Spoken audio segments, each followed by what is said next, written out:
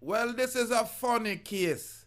A man went to deal with a situation on behalf of a woman, and look what happened. Ladies and gentlemen, I'm Rastafari, soldier of Deep Roots TV.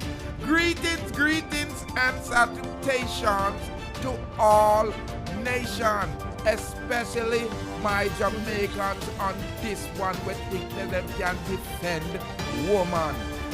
I'm Rastafari, soldier here of Deep Roots TV. Thank you for tuning in to the Rastaman channel. If you have not subscribed as yet, hit that red subscribe button and build up the Rastaman channel. Well, this one tried to play hero and he ended up as zero. A man went to deal with the case on the behalf of a woman. And the detective from the St. James Police Division are saying that they are laying several charges against him. Who is that? 29-year-old Roderick Johnson of Rosemount, St. James, following an incident in the Green Pond of the parish of St. James, Sunday, April 13. Johnson is charged with assault at common law, 2 counts, possession of prohibited weapon, using a firearm to commit scheduled offense, and discharge of a firearm in place.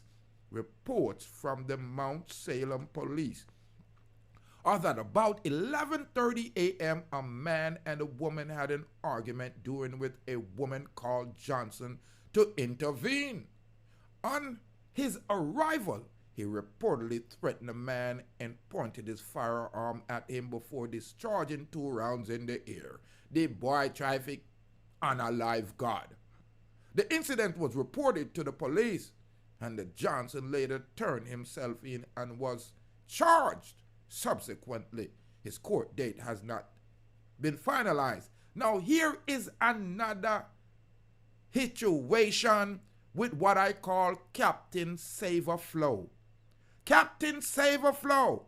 This man get beat up by this woman after she a run off her mouth and make him get shankle, man, ankle get bangle.